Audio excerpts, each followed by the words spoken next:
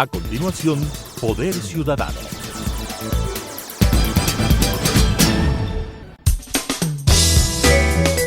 Clasificación B, bajo supervisión de un adulto.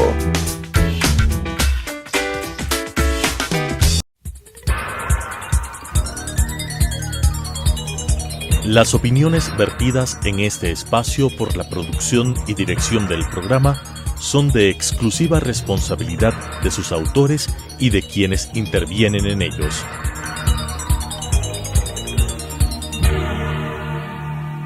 Telesucesos Canal 29 UHF presenta Poder Ciudadano, una ventana construida desde la visión plural ciudadana para la expresión de sus anhelos, demandas y aspiraciones, con la conducción del doctor Patricio Picón. Poder Ciudadano. Cordiales saludos. Esta noche el programa Poder Ciudadano tiene el alto honor de recibir al director de la estación radial EXA FM en el Ecuador, al comunicador, publicista, productor de radio, diplomado en marketing político. Me refiero al destacado radiodifusor Álvaro Rosero León, a quien le doy la más cordial bienvenida y le consulto de manera frontal y directa cuál fue la experiencia que tuvo que soportar, ese es el término, Álvaro Rosero León, y por supuesto la estación que él maneja en los 10 largos años de abuso dictatorial del Correato. Bienvenido, Álvaro, buenas noches. Buenas noches, doctor, gracias por la invitación, un placer estar con usted y con su público. Es un tema bastante complejo porque, más allá de la experiencia individual, el país fue testigo de la pretensión de un gobierno por controlar la generación de opinión pública a través del control de los medios de comunicación. Y este fue todo un proceso que se llevó a cabo prácticamente desde el primer día.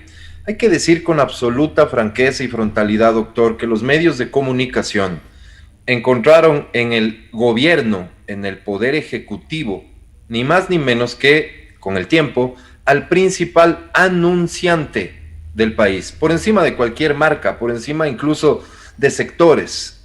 El Estado llegó a convertirse en el principal anunciante. Esto lo menciono como primer elemento porque es muy importante recordar que, por un lado, el despilfarro que existía en términos de comunicación y propaganda, pero por otro, que fue el mecanismo que utilizó el Correato para intentar mantener control en las líneas editoriales de los medios. Aquí tenemos un primer elemento que usted aporta, muy importante, que tiene que ver con el manejo de los anuncios desde las más altas cumbres del poder en función de ahogar seguramente a determinados medios de comunicación y llevar adelante todo un proceso de propaganda en función de intoxicar a la población nacional. Entonces el primer elemento tenía que ver con la parte publicitaria que concentró el gobierno de Correa.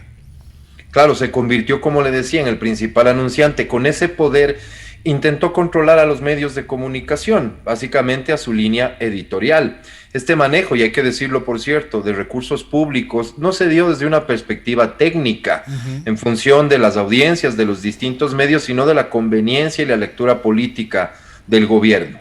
Paralelamente, se trabajó durante muchos años, como le consta al país, en toda una estructura legal y reglamentaria que termine por otorgarle todo y el absoluto control al Ejecutivo respecto de lo que ocurría en los medios de comunicación, llegando incluso a determinar que la comunicación era un servicio público, creando instituciones que se dedicaban básicamente a la persecución de los medios. Entonces le decía yo, más allá de la experiencia individual, el país debe recordar esto como todo un esquema a través del cual el Correato pretendió imponer su visión de las cosas, su verdad y coartar la libertad de expresión. Usted ya luego hace las experiencias, bien en recordar, sí, doctor, Álvaro, diga. Hace muy bien en recordar que esto se debe a todo un engranaje, a un esquema que se lo llevó adelante con la creación de reglamentos, de leyes, de instituciones para perseguir en definitiva a la libertad de expresión, lo digamos claramente.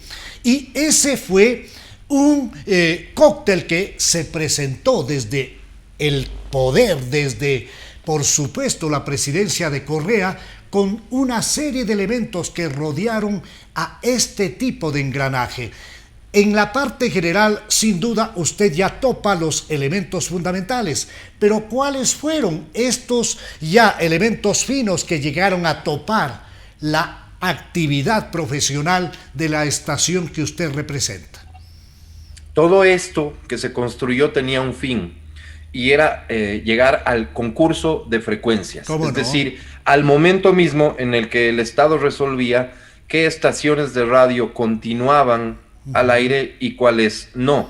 Se elaboró entonces todo un marco legal, y lo pongo entre comillas, que determinaba con absoluta subjetividad ciertas funciones que iban a cumplir estos organismos creados por la Ley de Comunicación para determinar, repito, doctor, con absoluta subjetividad, qué medios iban a continuar y no. Entonces, esta era una decisión política, nunca fue técnica, y el concurso se llevó a cabo. Ventajosamente, doctor, este proceso se interrumpe cuando interviene la Contraloría General del Estado, luego de que la Contraloría alcanzó libertad de acción. Es decir, ya en el gobierno del actual presidente de la República, el proceso de concurso de frecuencias se suspende. De no haber ocurrido eso, el espectro radioeléctrico hoy estaría compuesto de una manera absolutamente distinta, y tenga la certeza de que la gran mayoría de frecuencias estarían en manos de gente allegada al Correato. Sin duda. Naturalmente, lo que usted anota revela el hecho cierto de que es la Contraloría la que rompe la cadena, y lo que significaba la proyección que tenía esta situación a la que se les estaba llevando, de entregar a dedo las frecuencias y de decir: este es amigo, entonces tiene una frecuencia, este de ninguna manera. Esta acción de la Contraloría General del Estado, positiva por cierto, ¿hasta dónde llegó y en qué estado quedó todo este concurso de frecuencias? La Contraloría General del Estado dio de baja el concurso que emprendió el Correato. Ese concurso quedó sin efecto. Por lo tanto, debieron pasar años, partiendo una vez más por una reforma a la Ley de Comunicación, reforma a reglamentos, para garantizar que el nuevo proceso que se llevó a cabo, al menos en lo que a Radio FM respecta, es el proceso que ya culminó, se lleve a cabo en términos de, al menos, transparencia y respeto a las normas legales que ellos mismos crearon, porque lo increíble del tema, doctor, es que la Ley de Comunicación, todos debemos recordar, es una obra del Correato, en la Asamblea y en el Ejecutivo, pero las normas que ellos mismos pusieron para efectos del concurso de frecuencias fueron ignoradas ya en la práctica. Y nosotros reclamábamos como radiodifusores que se respeten sus normas, que entre otras cosas, por ejemplo, reconocían un puntaje adicional a los radiodifusores que acumulaban inversión y experiencia. Este es un tema que entra casi en la categoría técnica, porque es un tema que se usa en todos los países en donde este tipo de procesos se llevan a cabo, porque no se puede poner a competir toda una infraestructura, un esfuerzo, una experiencia acumulada que genera audiencia, doctor. Porque las estaciones de radio deben trabajar incansablemente para lograr conquistar audiencias. Esa audiencia se refleja en una sintonización de una frecuencia. Imagínese competir tras todo ese esfuerzo con una persona que llegaba con una carpeta en donde escribía lo que el gobierno quería leer, y esa persona en igual de condiciones que el radiodifusor de muchos años. Un verdadero absurdo que ventajosamente, repito, doctor, en este gobierno se dio de baja y se llevó a cabo un proceso que respete la normativa. Álvaro, ¿usted tiene algún antecedente de este tipo de manejos en países como Venezuela, Nicaragua, Argentina? Por supuesto, doctor, y incluso en estos países se ha dado la suspensión de medios de comunicación atribuidos a lo que era el siguiente paso. Cuando usted, en el caso de que hubiese sido acreedor a una frecuencia tras ganar el supuesto concurso de frecuencias, suscribía un título habilitante, un contrato con el Estado que le obligaba a una serie de cosas que una vez más dejaban al arbitrio de quien en ese momento se encuentra en el poder de resolver si usted ha cumplido o no. Y no eran aspectos de orden técnico, no eran aspectos claros siquiera. Básicamente esto le daba al gobierno de Correa la posibilidad de decir en cualquier momento durante el tiempo de la concesión que usted no ha cumplido con tales o cuales circunstancias, y eso era motivo de una reversión. Este tipo de cosas las hemos visto, por supuesto, en países como Venezuela, en Argentina, sin lugar a dudas. Es algo realmente insoportable, inaudito. Y el próximo 11, estamos a pocos días de la segunda vuelta, el 11 de abril, se están jugando una serie de elementos que son de fondo y que todos topan aspectos de la democracia, de las libertades, aspectos fundamentales que el Ecuador tiene que preservar. Vamos con su licencia, Álvaro, a hablar de la persecución de la que fue víctima el periodista Gonzalo Rosero Chávez, la estación a la que usted representa, Exademocracia, cómo vivió todo ese espacio de abusos encadenados que se daban desde las más altas magistraturas del Estado. Un acoso permanente, doctor, en el sentido de imponernos contenidos, por ejemplo, cuando el gobierno consideraba que algo que se había dicho aquí en un programa de opinión no estaba dentro de lo que era su agenda de contenidos, ellos enviaban inmediatamente, haciendo uso de varias de las atribuciones que le concedía la ley, contenidos específicos, grabaciones de audio específicas que nosotros debíamos transmitir y compartir con nuestra audiencia, es decir, transmitir sí o sí la verdad desde la perspectiva del gobierno. Pero eso rompe la libertad para transmitir programas de opinión, programas en los que los invitados son los dueños de precisamente sus ideas y deben expresarlas con libertad. Eso estaba entonces debidamente controlado. Estaba controlado, se pretendía un control total desde ese punto de vista. Otro ejemplo, el Ejecutivo y el propio presidente de la República, en una sabatina que debe estar guardada y que mucha gente la tiene que haber visto, dio la orden expresa a sus ministros para que no asistan a espacios de entrevista en ciertos medios de comunicación. Entre ellos estaba la radiocadena Democracia. ¿Qué significa esto en el efecto real? Por un lado, la imposibilidad de que nuestra audiencia acceda a las rendiciones de cuentas que están obligadas las autoridades, pero por otro disminuía nuestra capacidad de trabajo y de proponer lo que siempre habíamos intentado, proponer siempre las distintas versiones sobre un hecho, cualquiera que éste fuese. En ese momento comienza entonces Correa paralelamente a señalar a los medios como actores políticos. Él provocó que nos convirtamos, si es que alguien así lo admite, en actores políticos porque impidió que sus funcionarios se presenten en los medios de comunicación, por cierto, no en todos, en algunos, en los que les resultaban incómodos. Por otro lado, doctor, fuimos en varias ocasiones llamados a la famosa y mal recordada Supercom. ¿Cómo no? Con varios de los procesos, por todo lo que usted se puede imaginar, inclusive llegó el extremo de la persecución a citarnos a un proceso, porque un ciudadano, cuyo nombre no recuerdo, no cumplía ningún rol dentro de ninguna institución pública ni social. Era un ciudadano que llegó con una carta a la Supercom a solicitar un proceso en nuestra contra porque decía que no lo habíamos invitado. Lo que usted escucha, doctor, que no lo habíamos invitado y que el señor quería opinar sobre distintos temas. Una cosa de locos, un ciudadano X que simplemente presenta en la Supercom una denuncia por no haber sido invitado. Ustedes ni siquiera lo conocían. ¿Cómo es posible que eso se admita a trámite? Y les convocaron por eso. Así fue, doctor. Parece algo francamente de una historieta que no tiene base y sustento real, Álvaro.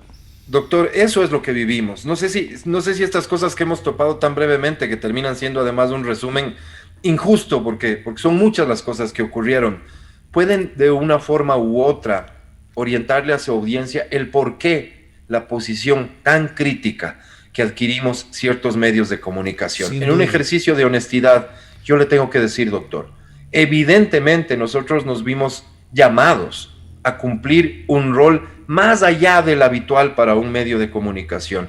Era un rol de vigilancia, tenía que ser un rol de permanente Álvaro, protesta. un rol de sobrevivencia, un Además, rol digno que tenía que ver con una representación ciudadana que también sentía ahogo, un rol que les llevó a ustedes a levantar una bandera de dignidad, una bandera de valentía, una bandera de patriotismo, hay que decirlo con franqueza y con claridad. Y ahí estuvo en primera línea, sin duda, su padre y otros comunicadores sociales.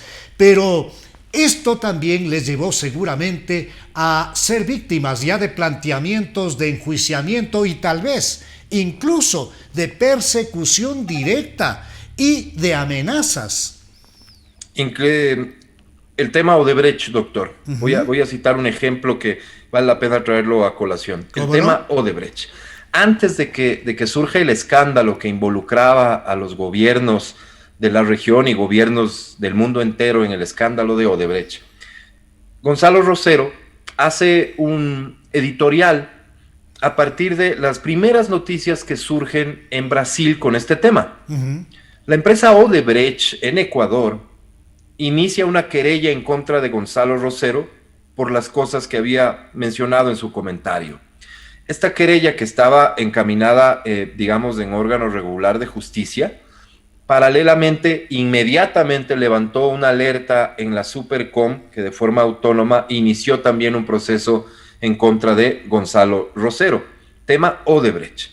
Parte de los argumentos que utilizó en ese momento la Supercom era decir, y decirlo frontalmente, que los medios de comunicación estábamos acostumbrados a mencionar y mancillar el nombre de empresas que hacen un trabajo honesto y decente en el país. Qué curioso, las a los pocos días se conoció del escándalo y esto fue lo que ocurrió después. El resto de la historia todos lo sabemos.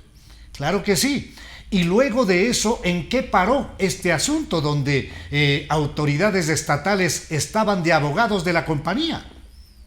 Esto fue realmente también sorprendente, doctor. Nosotros recurrimos a quien entonces era un abogado de confianza, porque nos enfrentábamos a una situación que desconocíamos cómo debíamos manejarla. Esta es una empresa que ventajosamente, gracias al trabajo, sobre todo de Gonzalo Rosero, ha logrado un estado, digamos que puede ser considerado bueno, pero no teníamos un departamento legal interno. Recurrimos a un doctor. Este abogado inmediatamente acogió el tema y nos dijo: voy a mediar con la empresa Odebrecht para que este asunto quede en nada. Curiosamente, tras aceptar, digamos, la empresa Odebrecht, que en ese momento lucía como generosa para dejar de lado y abstenerse de llevar a cabo un proceso en contra de mi padre, facilitó los documentos al diario El Telégrafo, que al día siguiente publicó con un titular muy parecido a lo que voy a mencionar, pero una vez más las empresas son víctimas de la mala prensa. Odebrecht, imagínese usted, Odebrecht. Al día siguiente, El Telégrafo tenía esa información que era de exclusivo conocimiento de la empresa Odebrecht, nosotros y el abogado intermediario. ¿Cómo fue que esto se produjo de esta forma? ¿Cómo fue que el diario El Telégrafo, controlado por el gobierno, accedió a esta información? Seguramente nunca sabremos, pero hoy podemos sacar algunas conclusiones. Impresionante, doctor, Álvaro. Este tipo de cosas que vivimos en Radio Democracia sucedieron en muchos otros medios de comunicación. ¿Cómo no? Y la historia está para contarse, pero sobre todo para evitar repetirla, doctor. Sin duda. ¿Qué es lo que se juega el pueblo ecuatoriano el próximo domingo 11 de abril?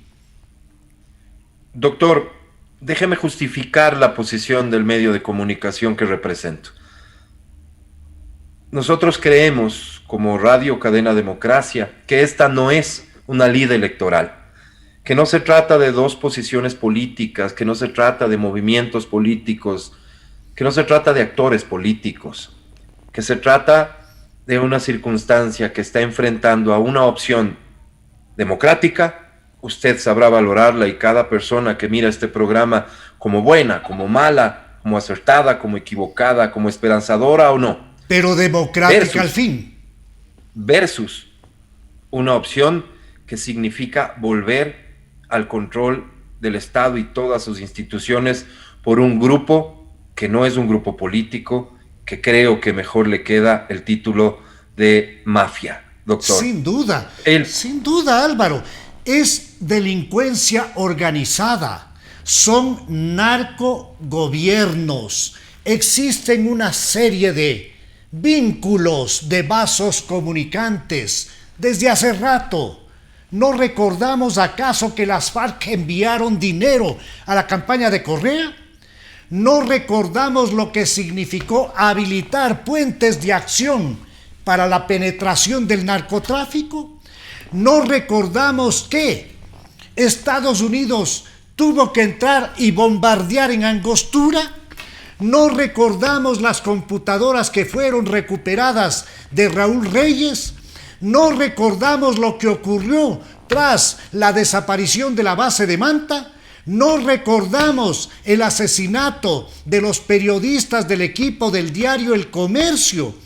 ¿No recordamos, en definitiva, esas redes abiertas para, de par en par, abrir las puertas del Ecuador para las narcomafias? ¿No recordamos eso? En definitiva, esta no es una elección cualquiera. Se enfrenta la delincuencia organizada a una propuesta democrática. Yo no soy lacista, y estoy seguro que tampoco usted, pero yo soy un ecuatoriano que quiero vivir en un país democrático, que quiero alejar la venezualización del Ecuador, que quiero evitar la desdolarización, que quiero que mis hijos y mis nietos respiren un aire libertario e incluso quiero tener la libertad hasta para oponerme democráticamente a determinadas acciones de un gobierno. ¿Qué es lo que usted mide? Usted maneja un programa de extraordinaria sintonía y éxito, un top show a nivel de la radio, y usted tiene conexión directa con gente joven. ¿Cómo sintoniza Álvaro Rosero la posición de la juventud frente a esta enorme responsabilidad que tenemos los ecuatorianos del próximo domingo? El programa no habitualmente topaba temas de orden político formal, doctor. Sin embargo, de un tiempo a esta fecha, evidentemente lo hemos hecho. ¿Por qué hemos decidido hacerlo? La política, y este tipo de política sobre todo, que a todo lo que usted mencionó hay que agregarle muchísimas cosas, pero entre ellas toda esta situación y esquema de odio aleja a las personas de la política, aleja a las personas de la información que provenga de la política. Entonces, estos temas que usted y yo estamos tratando el día de hoy, que para nosotros son del día a día, que para nosotros tienen todos los antecedentes desde que inició el Correato, para muchas personas les son ajenos. Entonces, lo fundamental y el rol que debemos cumplir nosotros en cualquier espacio en el que nos encontremos es intentar que las personas que el próximo día domingo van a acudir a las urnas conozcan de estos antecedentes, porque muchas personas desconocen o muchas personas se quedaron únicamente con la versión de la propaganda que de forma tan agresiva recibían todos los días por todos los medios de comunicación.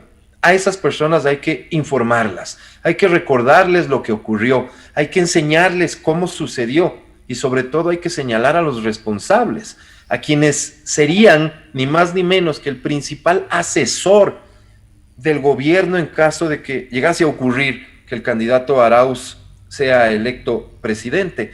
Estamos hablando ni más ni menos que de esta organización criminal que tiene además un extraordinario y eficiente, y estoy reconociendo eficiencia, pero no estoy validándolo, manejo comunicacional, que son capaces de emprender campañas como las que hemos visto en este tiempo, doctor, que hay una persona, y hoy compartía yo un video de una madre de familia, doctor, una madre de familia que narraba que su hijo es no vidente, que su hijo no puede hablar, que su hijo además no puede caminar, y ella ayudaba y asistía a su hijo que estaba en una silla de ruedas y decía cómo pudo haber este candidato llevado el tema de la silla de ruedas al nivel que lo ha llevado con el único propósito de captar votos. Esta madre se sentía agredida y me imagino que son miles las personas que se sienten agredidos por el tipo de campaña que hemos visto. Pero ¿por qué tanta violencia? ¿Por qué tantos recursos en juego? Porque se están jugando todo lo que son y todo lo que tienen, doctor. Porque si algo debemos exigir los ciudadanos al próximo gobierno, es que, entre otras cosas, implemente las acciones que desde la función ejecutiva se puedan implementar para viabilizar y ojalá algún día garantizar que devuelvan todo lo que robaron. Sin duda, Álvaro. Hay realmente escasos minutos para continuar un diálogo con una persona de la capacidad, del talento de Álvaro Rosero León, a quien, tras agradecerle por su contribución cívica en este programa, quiero dejarle en un par de minutos para que tenga la amabilidad de dirigirse de manera libre a la juventud ecuatoriana. Gracias, doctor. Creo que es nuestra obligación respetar los distintos puntos de vista, las distintas preferencias. Y repito, el problema o la situación particular por la que atraviesa nuestro país es que no está en disputa una posición ideológica versus otra, aunque te quieran decir eso. No está en disputa un candidato democrático versus otro candidato democrático, aunque te quieran decir eso. Aunque en spots, aunque en mensajes de redes sociales y de medios de comunicación, tú veas a un candidato que dice ser una nueva generación de políticos, un candidato que dice ser joven y que trae nuevas ideas. Él es solo el representante de turno de una organización criminal demostrada por la justicia, sancionada en parte al menos por la justicia. Ese es el reto que tenemos los ecuatorianos este día domingo. Y entiendo perfectamente que es un país, que es una ciudad, que ha sido tradicionalmente tal vez más de centro, incluso de centroizquierda. Históricamente el Ecuador ha sido así. Entiendo que muchas personas se sientan en una encrucijada al entender que existe un candidato que representa otra ala del pensamiento, que podríamos considerar más de derecha, que tiene antecedentes de haber trabajado como banquero toda su vida. En efecto, ese es el rival democrático de una banda criminal. Muy claro el mensaje del talentoso radiodifusor ecuatoriano Álvaro Rosero León, a quien agradezco por su contribución para el programa. A ustedes les vuelvo a esperar el próximo viernes a las 21 horas en la señal de Telesucesos y el próximo domingo a las 21:30. Una buena noche.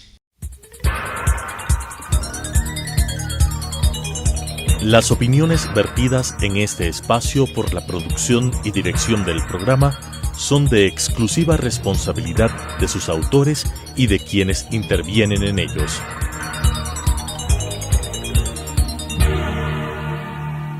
Telesucesos Canal 29 UHF presentó Poder Ciudadano, una ventana construida desde la visión plural ciudadana para la expresión de sus anhelos, demandas y aspiraciones, con la conducción del doctor Patricio Gijón. Poder Ciudadano,